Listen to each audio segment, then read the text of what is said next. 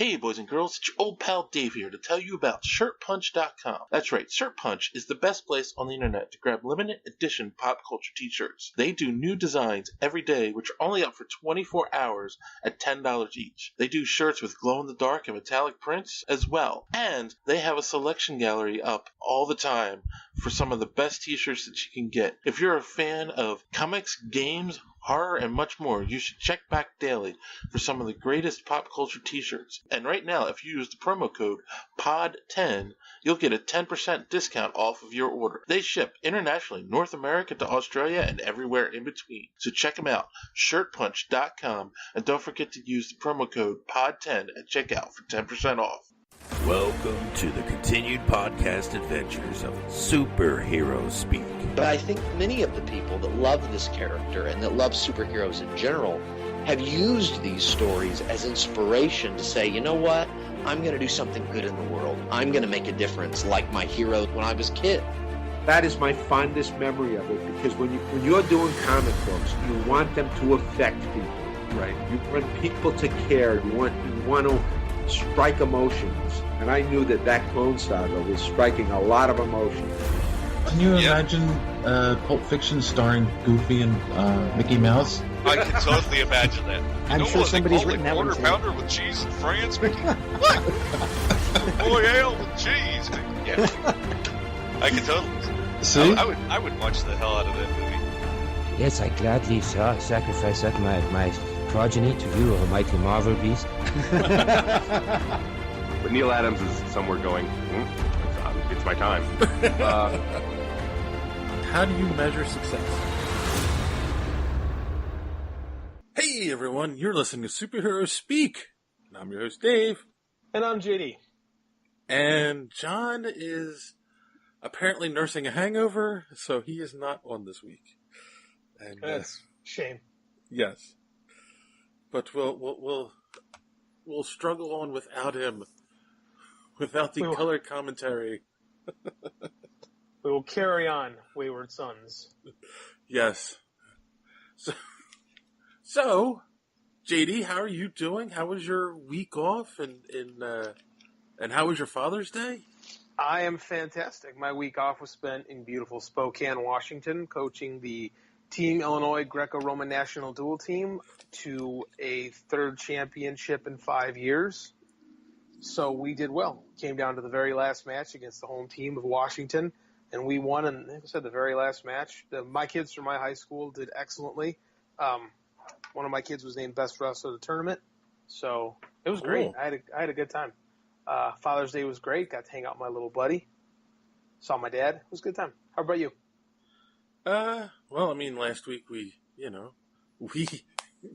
took the opportunity of you being off to get all the interviews out from the Great Philly Comic Con. Now we have like 6 from Wizard World that we have to get out. About time. Yeah. And my Father's Day. So it's my first Father's Day being a grandfather. So I basically went to my daughter's and hung out with my granddaughters most of the day. And enjoyed myself. Nice, easy day. Yeah, that's not so bad. Yeah. I mean, and then my wife afterwards took me to the casino, and we were up, and then she decided, let's put it all back in. So, it was fun. Yeah, we had a connecting flight in Las Vegas, and it's been about 5 years since I've been to Vegas, and I completely forgot that there are like machines in the airport itself, and you can lose a fortune while waiting for your flight. Yes. So you don't even have to, nothing. I'm way too big of a coward to gamble.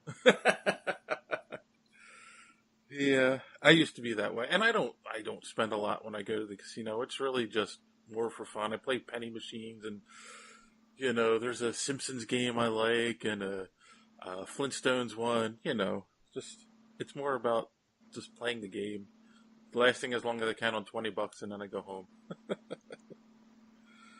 But we're not here to talk about video games. We're not here to talk about casino games. We're here to talk about comic book video games. Yeah, that's it. Things. I know. The first article I picked is kind of video game related. You're not a gamer, but it's interesting because it is comic book. There is a much anticipated Spider-Man game coming out for the PS4, and one of the things a lot of fans has noticed that his costume is different in the video game than anything we'd ever seen before. Like, his spider's a big white spider on his chest.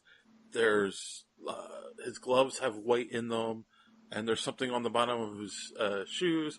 So it's the usual costume, but with white enhancements in it, which had a lot of people just wondering what it was. And I just kind of figured it was Sony trying to set aside this game from comic book and movie continuity, like this is its own thing.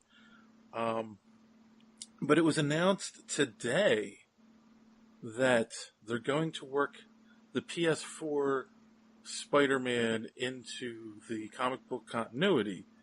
And of course, this was announced by the use of variant covers to be exact. The first one being for Spider-Geddon number 0. It shows the Spider-Man in that enhanced costume.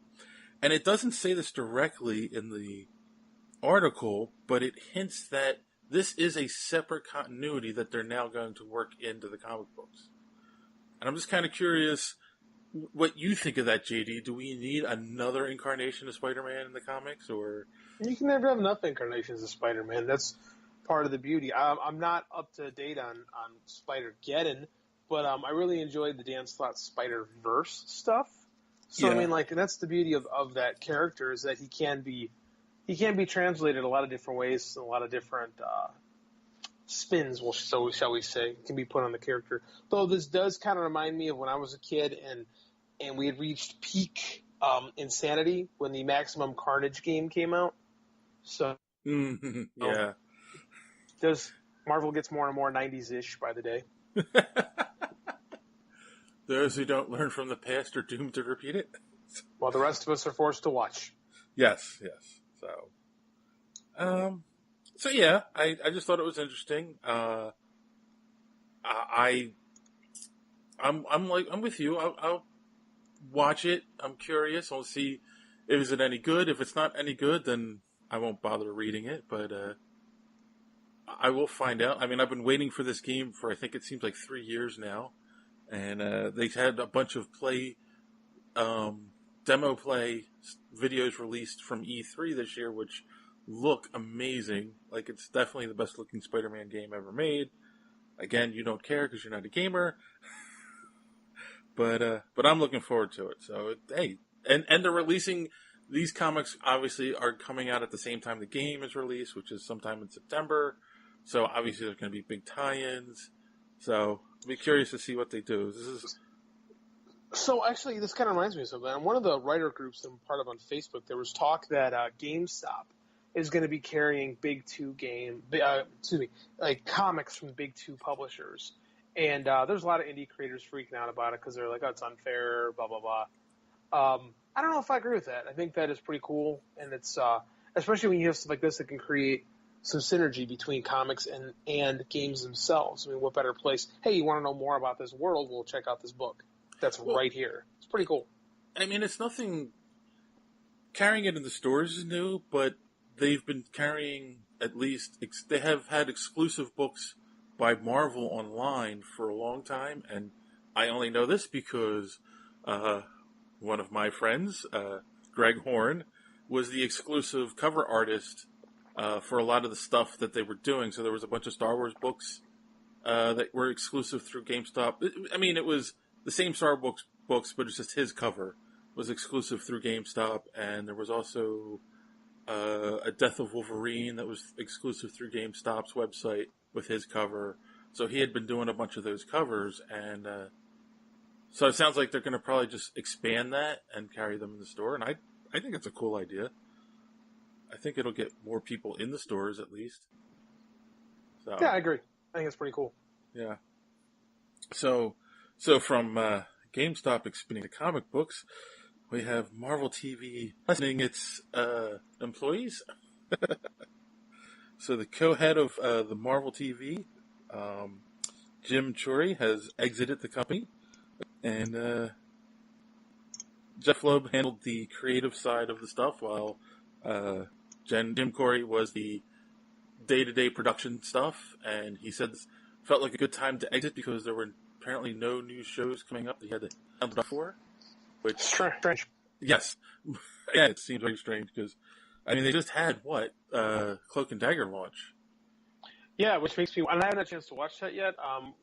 Michelle and I are planning to check out on Hulu this weekend. Mm-hmm. But it does seem a little odd because, S.H.I.E.L.D. is done, and S.H.I.E.L.D. is what S.H.I.E.L.D. is. You either love S.H.I.E.L.D. or you hate S.H.I.E.L.D. Right. And then Netflix is moving forward, and it doesn't seem like anything's coming down, which is strange. Yes. I don't know what to think about that. It makes you wonder, with all the behind-the-scenes drama we've heard about the somewhat conflicts between the TV and the movie stuff. Feige Island, as I've dubbed it. Yes. Yes. Feige Island versus Perlmutter's Brigade. It makes you wonder, are they going to slow down their TV production stuff? I don't know, man. I mean, it would kind of make sense. Not really. I don't know if it makes sense. I mean, it seems like the TV arm doesn't make nearly as much for Marvel as the film division does. Right. I don't know. There's also the, they've had the Disney streaming hanging over everyone's head, but they did, I believe they officially announced that the Netflix shows are going to stay on Netflix, but they haven't really said anything about Hulu, the stuff on Hulu and ABC, and, we know that Agents of S.H.I.E.L.D. is ending.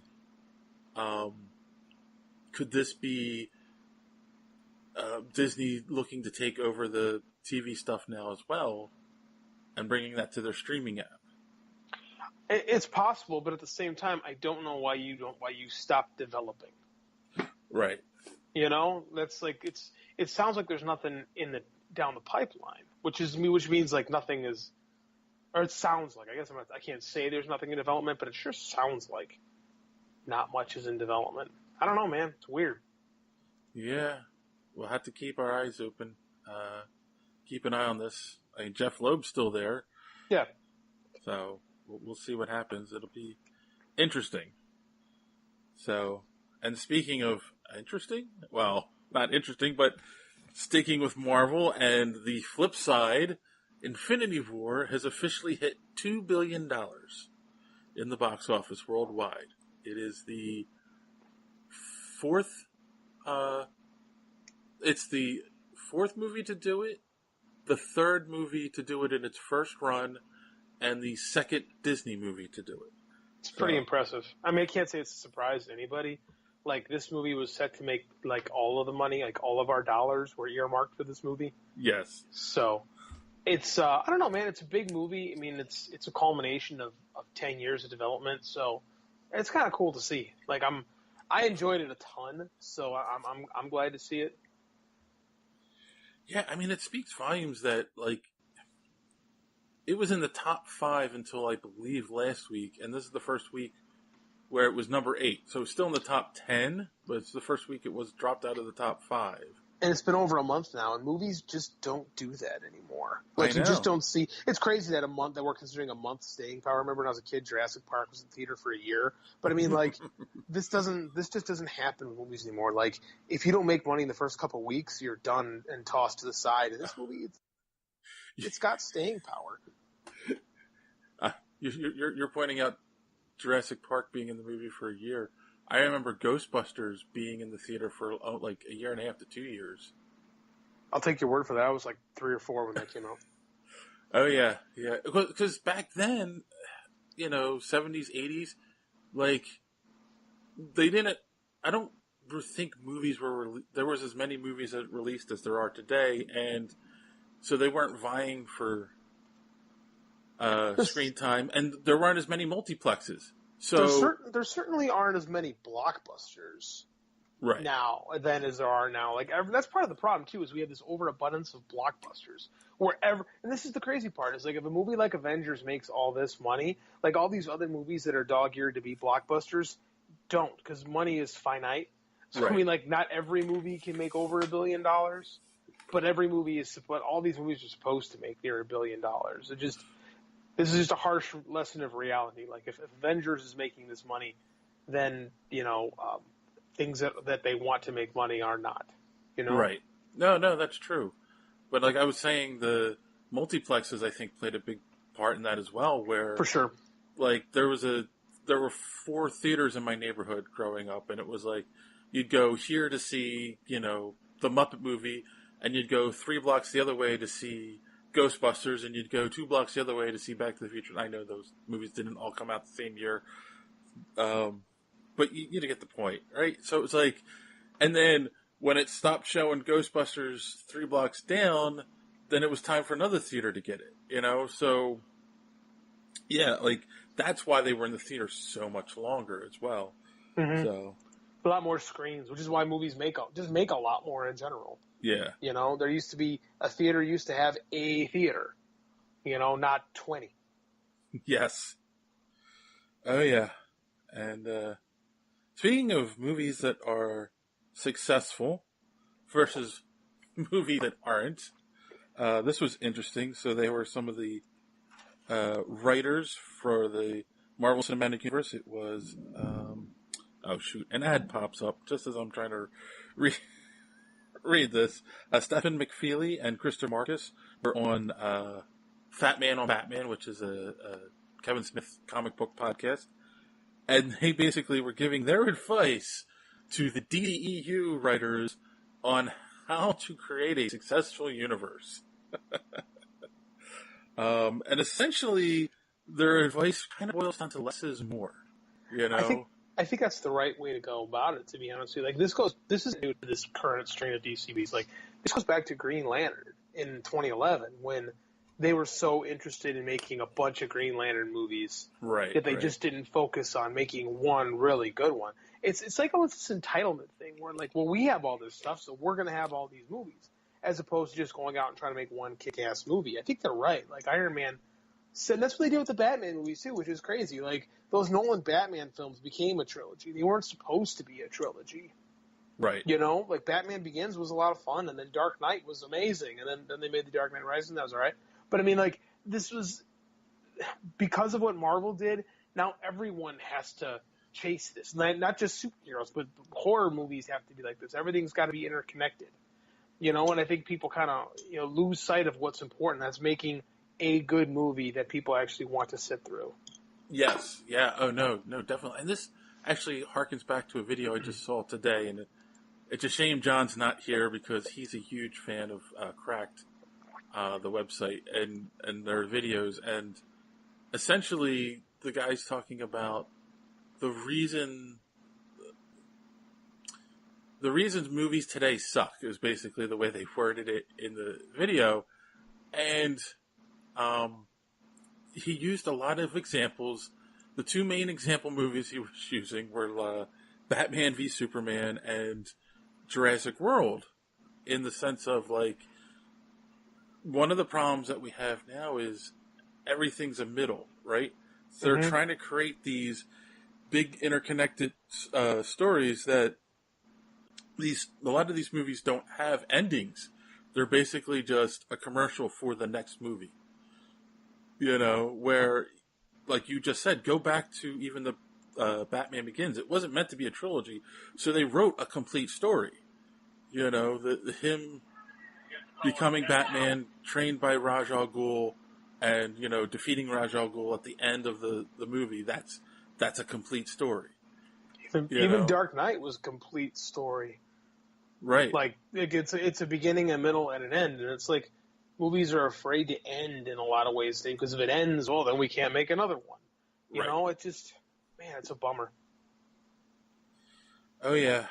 And so yeah. I mean, like, and it's funny, because they point out that the guys from Marvel, like, they didn't have all their big heroes. They only had... They had to learn that lesson the hard way, right? They only had Iron Man and Hulk were their first 2 movies. And, they didn't plan this big interconnected universe. It was like, okay, let's make an Iron Man movie. Oh, wow, it worked. Okay, let's make a sequel to it. Oh, that worked. Now let's throw in Captain America or Thor and tie it in, a little bit. And they slowly did that, but again, it wasn't planned that way. Now, like they had the ideas, and like they banked, like Marvel mortgaged their entire company on that Iron Man movie, and it worked because they put everything they had into making one great Iron Man movie, and they hooked us at the end, with that little Samuel L. Jackson tag at the very end, kind of created a thing now that all movies have to have.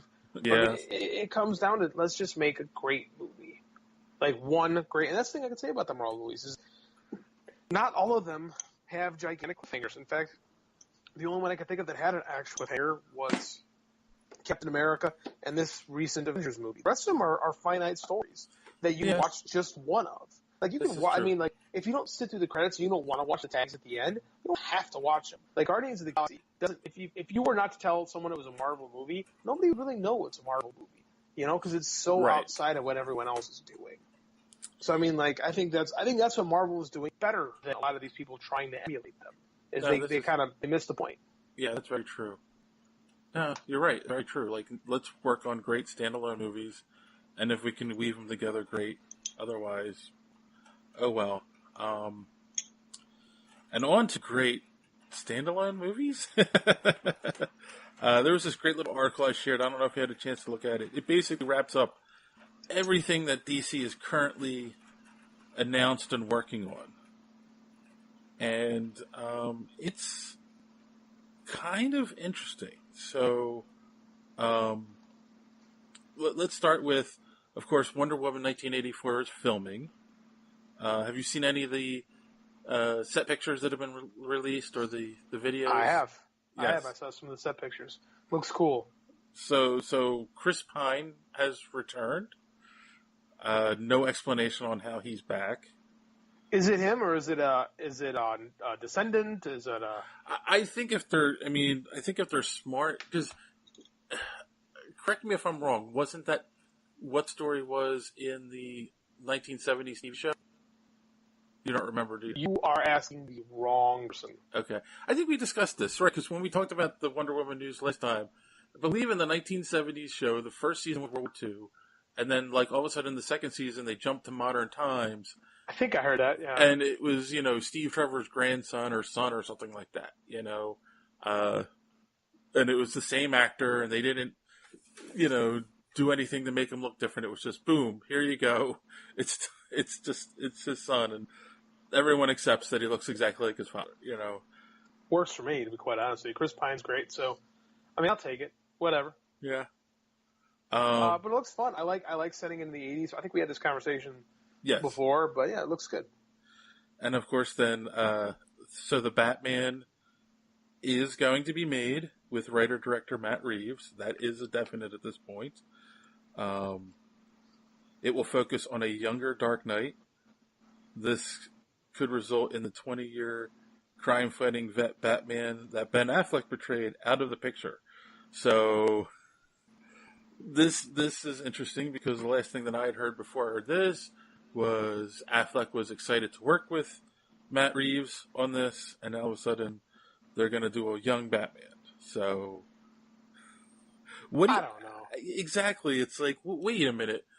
Everyone just accepted him as Batman. They liked. Did they? Well, some people like him. I don't know. Like, it's like I think this is the best thing to do is get it away from, like we talked about.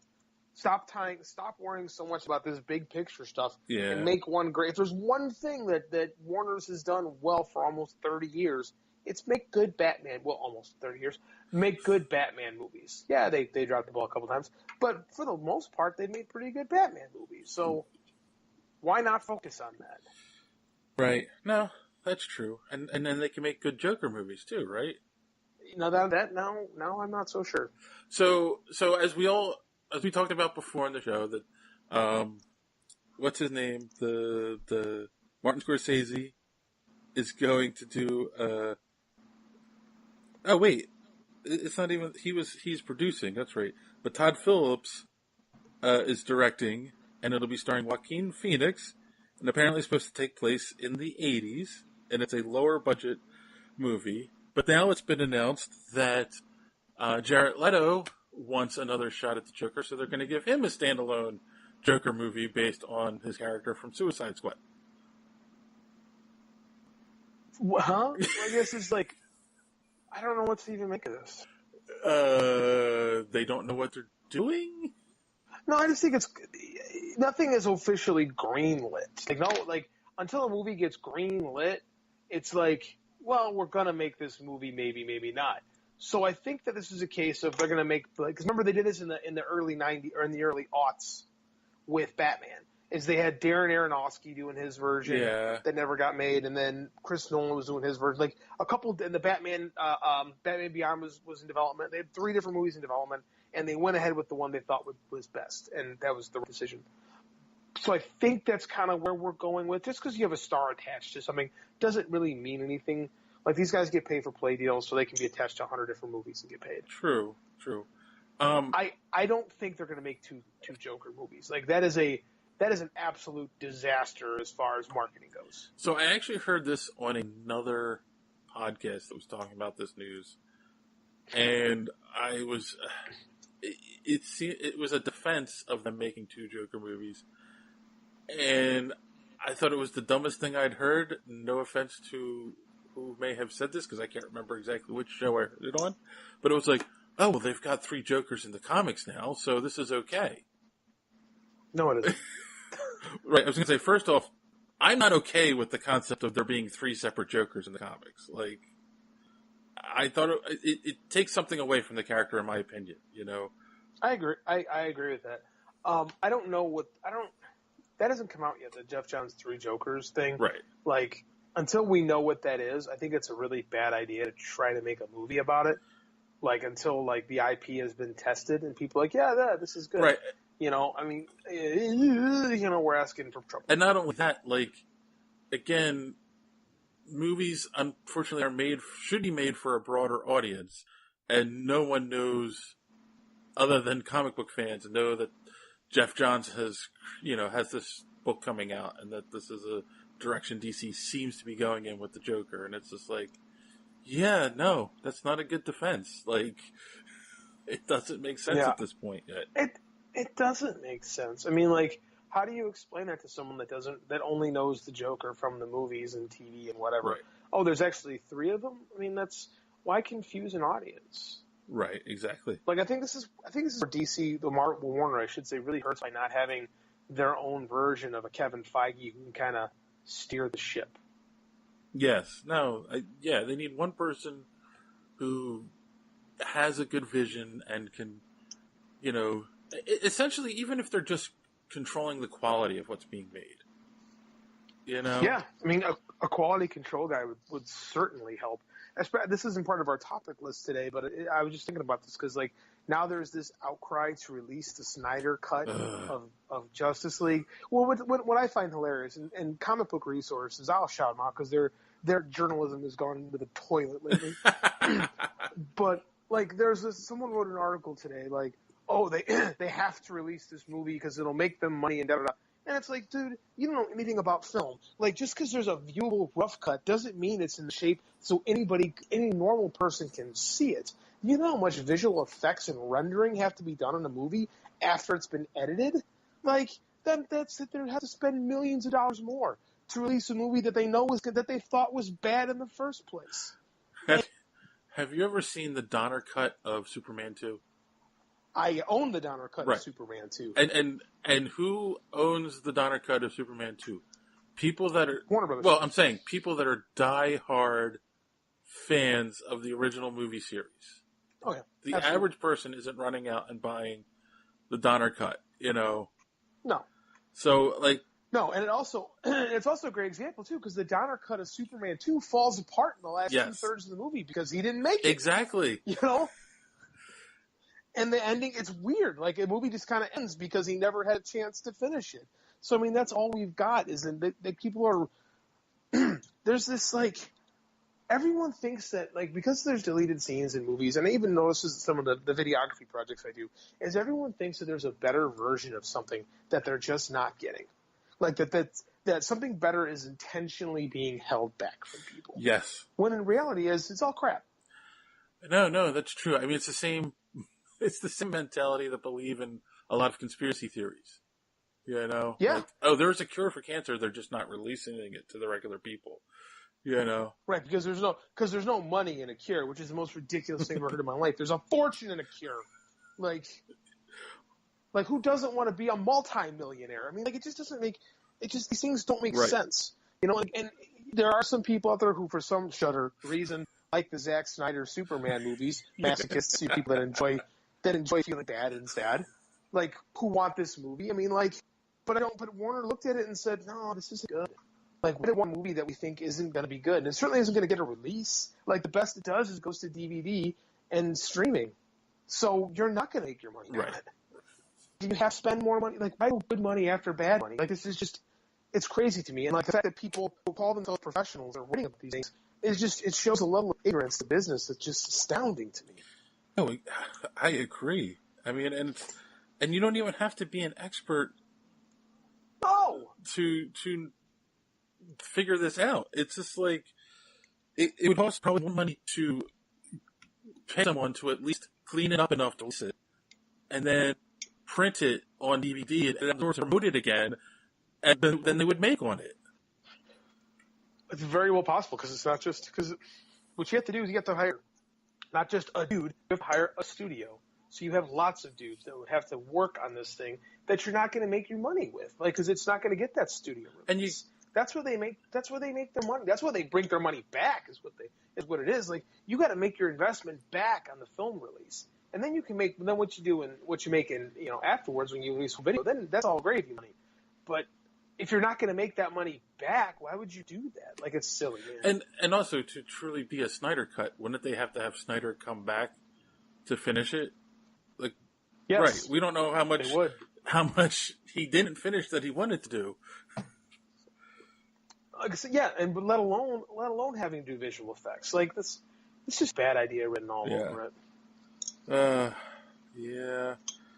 So this next DC story, I don't know if this is a bad idea or not, because I wasn't 100% convinced in the first place that Flashpoint was a good idea to be the first Flash movie. So they have come out and said that Flashpoint will not be the first movie. However, it'll be stories that were popular from the comics and inspired by the time travel stylings of Back to the Future. So Flashpoint. Well, yeah, I mean, but Flash time travels a lot, so it doesn't necessarily have to be Flashpoint. That's true. You can do Eobard Thawne coming back and not be related to Flashpoint, be the first time that he has to deal with them, and once he realizes he can time travel, he goes back and changes something. I don't know, but and the thing is too, when they evoke Back to the Future, it's kind of like when they announced Spider-Man: Homecoming, and who was the guy who directed Homecoming? I just drew a complete so blank. Did I. But when he comes out and says, "I want it to feel like The Breakfast Club," and the high school movies of the '80s, you automatically get a set idea in your head. So they come out and say, "Oh, we want it in the style of Back to the Future." You get time traveling comedy. Which just doesn't seem like the Flash. I mean, like, I don't know. Again, it just seems like they're so lost, man. Well, I mean, the Flash and Aquaman were kind of the comic relief of Justice League. So, in that vein, it makes sense, but I don't think it's a good idea. Yeah. Yeah. I mean, it's one of those things we just have to wait till you would get a better idea. We would get some, film released. Well, I don't know. We'll see. Yeah, I got a big I don't know about that whole thing. Yeah, I got a wait and see attitude. And then the other real quick, they just at the end of the article reminded us that Birds of Prey, they reported, but obviously there's not anything in stone about this yet. No script or anything. No director. I don't think either. Oh no, Kathy Yan is going to direct it, and it's going to star Margot Robbie's Harley Quinn, which, like, I don't think of Harley Quinn when I think of Birds of Prey. I think of Huntress, Batgirl, and who was the third one? Black Canary. Like, that's who I think of with Birds of Prey. So it's got a better ring than Gotham City Sirens, though, to be quite honest with you. And I think it could work. I think it could work actually really well because she was great. Like, she was the only watchable part of Suicide Squad. So I get them moving forward on that, or finding a way to move forward on that. Again, it's just, if we toss continuity out of a window, then nothing really matters and you can do whatever. But, I think that if they have to do some kind of a movie, this might be the one to go with. Right. And then, of course, Christina Hudson, who is the screenwriter for Bumblebee, is working on a script for Batgirl. And that's all we know so far on that one. Obviously, and Whedon is out. That they remind us again in the article, but we knew that for a while. That could be fun. We'll see. I mean, did you see the Bumblebee trailer? No. I'm done with Transformers. I didn't like any of them, but I saw 4 of them, and I just kept the fourth time. After the fourth one, I said, "Why do I do this to myself, self?" Okay. Did you play with Transformers when you were a kid? Of course I did. I'm a child of the '80s. You should watch the trailer. Okay. That's all I'm gonna say. I mean, and it's funny because I didn't even see the last of the movies yet, and the one before that, the last 2 before that, I didn't see in the theater. That was all home movies and rental on Netflix. So I was like, I'm done with Transformers. Like, I'm so glad Michael Bay walked away. And then this trailer came out and it was like, this looks a lot more like the cartoon from the East. So, it's all. Well, I'm looking at it in silence at the moment. It is a VW bug. I do dig that. Mm-hmm. I'm watching him transform, and it looks like Bumblebee, but it definitely has more of a Generation 1 Transformer look to it. Can't argue that one bit. Yeah, it looks a lot more like Bumblebee. I mean, I don't know. I mean, again, it has... Hey. Ooh, Starscream. Yeah, exactly. Awesome. That's the part I was waiting for.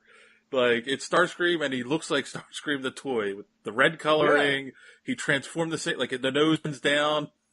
Yeah. Uh-huh. It's like, oh, okay, yeah. I do like John Cena. I am a pro wrestling fan. Yeah, I'll probably check this one. It doesn't look terrible. So there you go.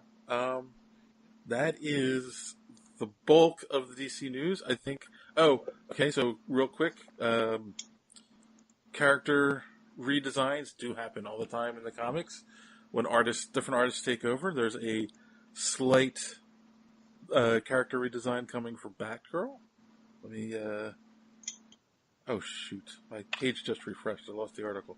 Yeah, we skipped a couple too, but let's go back to this one. Sean Gordon Murphy doing Batgirl. I like it. It kind of reminds me of this Elseworlds book that came out in the late 90s called Thrill Killers. Her outfit in that one, and it kind of reminds me of it. I like it. Like, this looks cool. Keeps color scheme, keeps true to the character. I get it. And Sean Gordon Murphy's awesome, so I'm down. Yeah, I mean, it's essentially what? It's, like you said, it's reminiscent of that outfit. It's, the biggest thing is to take away her cowl, and now she just has a mask with ears on the side. Don't know how great that is for hiding your identity, but that's never really been an issue. I mean, with superheroes. Let's be real. I mean, Robin just puts on a domino mask, and no one knows who it is underneath. Superman doesn't even try. So yeah, I think I don't have an issue with it. It reminded me a little bit of Batman and Robin. Was it the Blader and Batman and Robin? Oh, yeah, Lisa Silverstone? Okay. Where, because she just had a domino mask and her hair all flowing out. I was just like, okay. Remember when I said earlier they've made a lot of good Batman movies? No, that was not. Controversial. Hot take. Yes. Here. Batman and Robin was not good. Okay. So we did talk about the Wonder Woman set videos, but we didn't talk about the set photos that have been released for Aquaman, which gave us our first look at Black Manta, among other characters. So looks cool. Looks like Black Manta. Yeah. Like it's so hard to get a vibe for these things based on set photos. But Mara looks good. Ocean Master looks all right. Like I don't know what to think about this because we don't have anything to base this on. But it still kind of has that really saturated color scheme that Justice League had. I don't know. I mean, like Aquaman wasn't the worst thing about that week. So right. Oh, and I really don't know what to think about this. To be quite honest with you, like.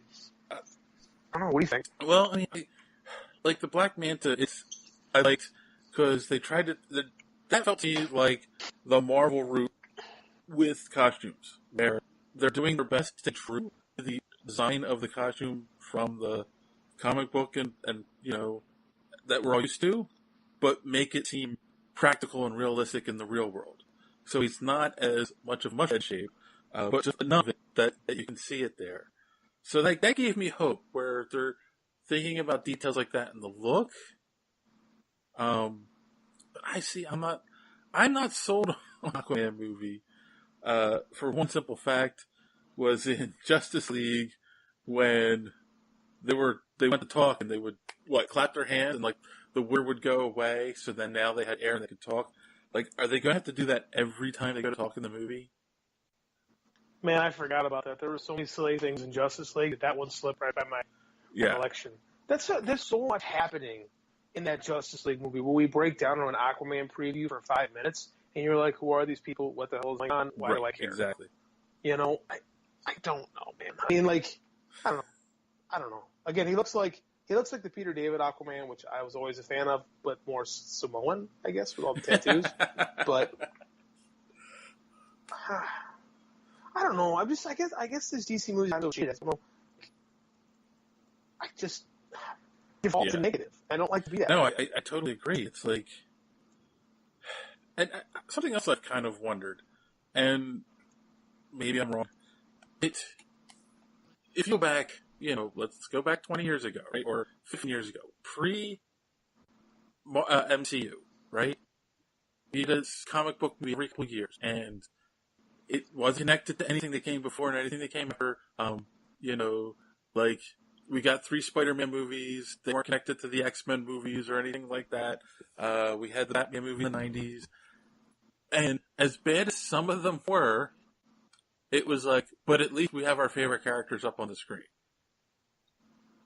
Yeah, I think that. But I'm saying, now we hear we yeah. are 10 years into the MCU, and there's a guy, like, we've talked about this on the show, there's a couple stinkers in there, but the overall quality on them are really good. So is it the DCEU in comparison to the MCU, or would we think it sucks if the MCU didn't exist? Oh, I think that it would probably be much more regarded if the MCU didn't exist. Like, the bar has been set. And I still maintain the Dark Knight set the bar. So everything is trying to catch the level night. And Iron Man did. Like, Iron Man is almost, not quite, almost as good as it.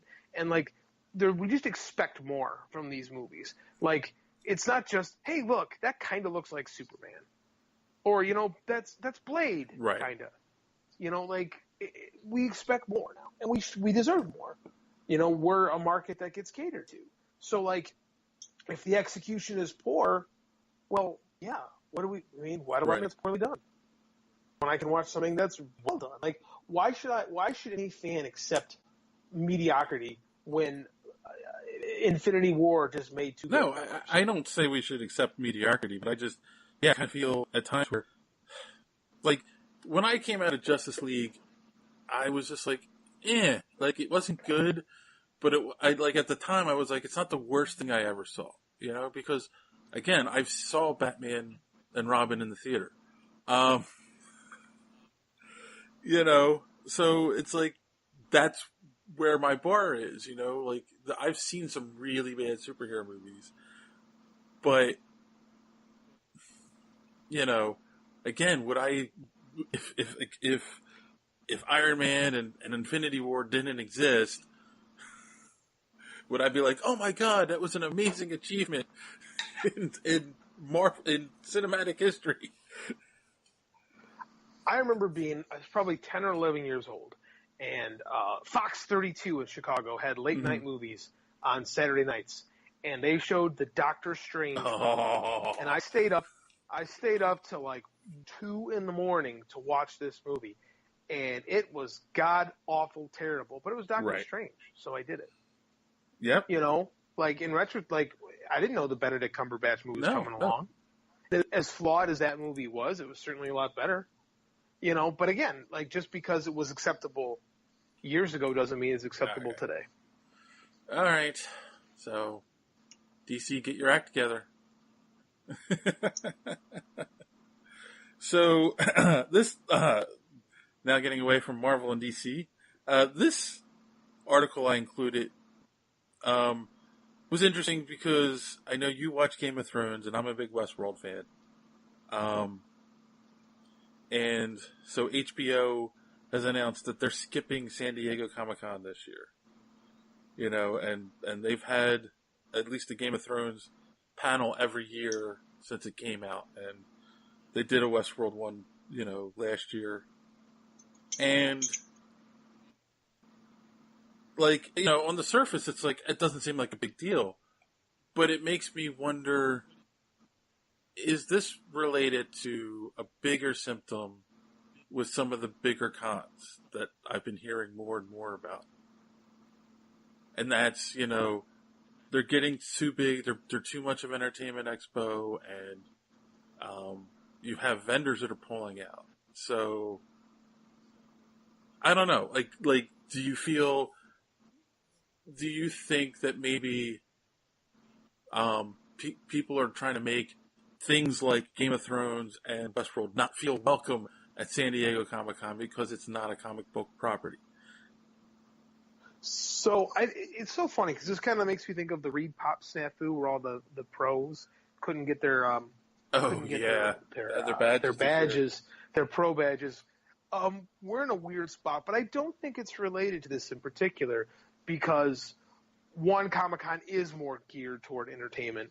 And I do think this would be more of a spot for it. But then the thing I keep going back to is there's no season of Game of Thrones this year. There's nothing to promote.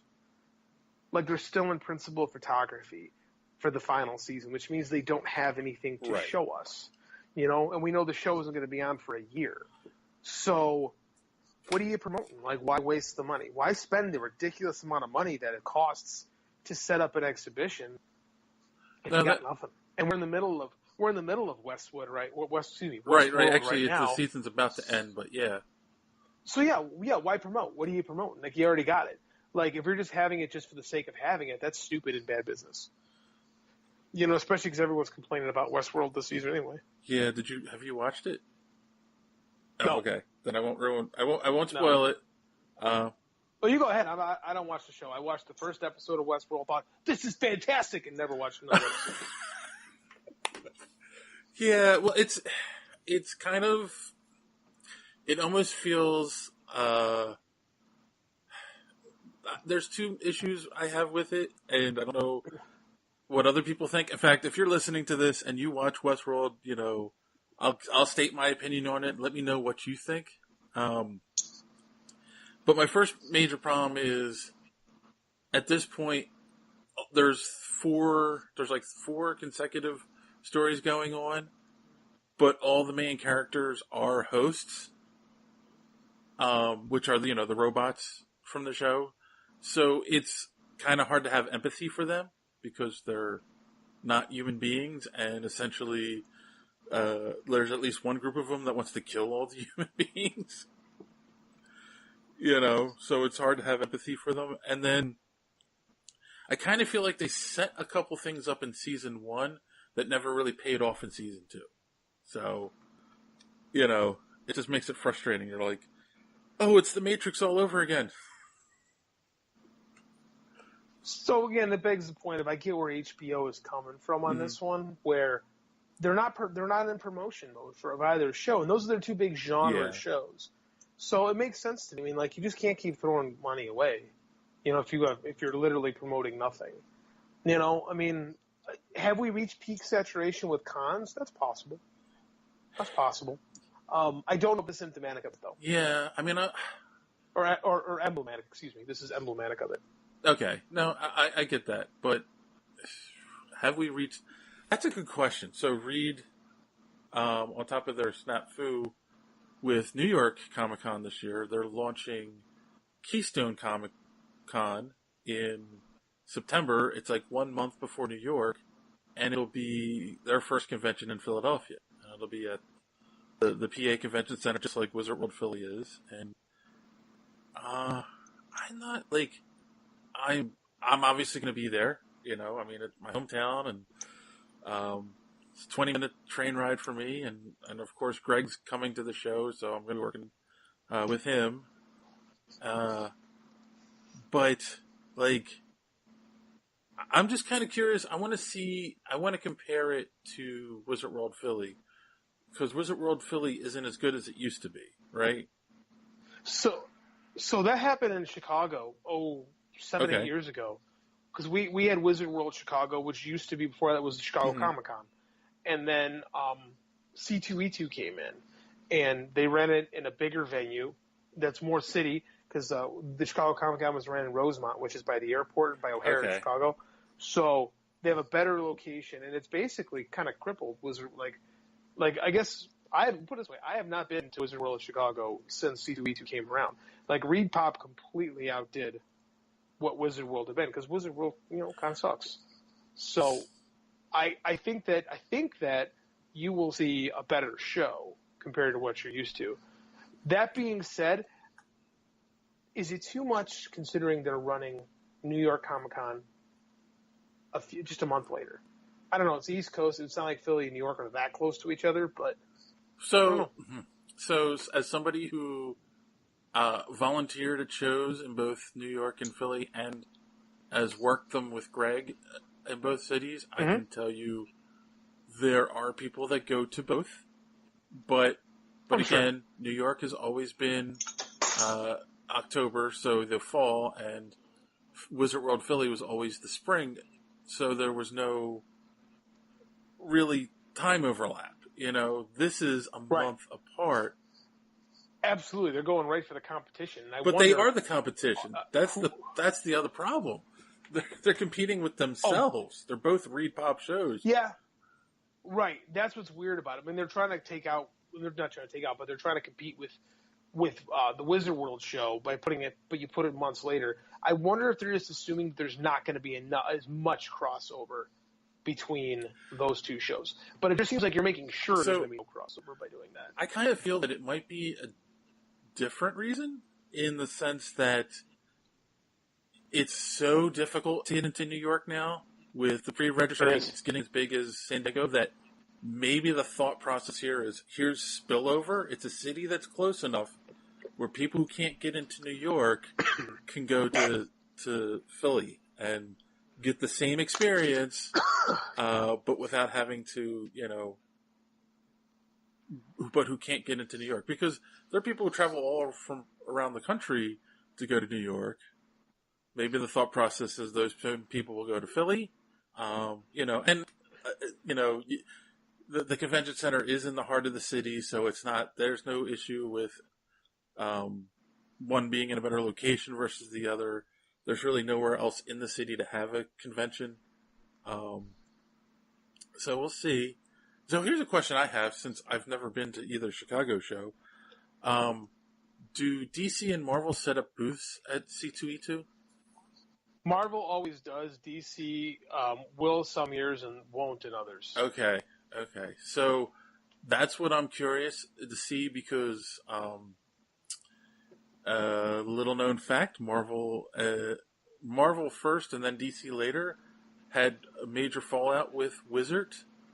So they stopped setting up their booths at the cons, and Wizards always given BS reason on why they haven't been back, but it's because basically Wizards screwed them over. I won't get into the details here. And so that makes me wonder, like, is that going to be something I think that stands out? If the publishers have booths at this convention, that's what a lot of the fans really would want to see, I think. So it'll be interesting to watch. Very, because like especially with them having to run a booth at New York just a month later. Right, exactly. You know? And I heard a rumor from an artist friend of the show. It's not Greg. I'll just say that much. But I did hear a rumor this year at Wizards that DC is flirting with the idea of not having a booth at San Diego. That sounds like something DC right, would because their thought process is, our artists and writers are here. We don't need a booth for them to meet under, just so we can sell some swag and it costs a lot of money to cart all the stuff out, set it up, hang up banners, whatnot. So I don't know. I mean, we'll see. That is a rumor. If you're going to San Diego, please let me know if you see a Wizard booth there. I mean, a Wizard, a DC booth. Well, I'm sure that will be news, actually. Yeah. I'm sure people are going to talk about whether or not there's a DC booth. So, it's going to be interesting. Yeah. It's an interesting time. Have we reached full saturation with the conventions? What do you guys, let us know. Email us. You can email me, Dave at superheroespeak.com, or JD at superheroespeak.com, or John, but he won't read his email. I read mine. Exactly. I send emails. I like you can comment on our Twitter feed. You can send us a message through Facebook. Just want to know what you guys are thinking. Like, do you go to cons? Do you think we've reached oversaturation with conventions? And can the DC? And then the other big question this week is, can the DCEU learn from the Marvel Cinematic Universe, and should they? I think we all know the answer to that, but I want to know what you guys are thinking. Before we wrap it up this week, I just want to make sure that up the website again. And of course, that's superheroespeak.com, where you can find the show every week, plus reviews by our own Matt Room, and occasionally a rant or two by me, and other surprises and whatnot. If you are not already subscribed to our mailing list, please do so. You can do that on the website. It's on the right-hand side, where you not only get, we let you know when the new show is up, but there's information about what's going on behind the scenes, and discounts for our Teespring store. So, And before June is over, one last time, don't forget to check out teespring.com/Superhero Speak for our store, and check out our Be an Ally campaign. Again, the proceeds are going towards the Trevor Project, which helps troubled LGBT youth, and it's a suicide prevention for them. So it's a cause that JD and I believe in greatly. No, I think John is on board, but he really hasn't said anything. So please, I would assume he's not. No, yes, I assume he's not against it. But all right, on that, as always, thanks for listening. Don't let your cape caught in the door. Have a good week.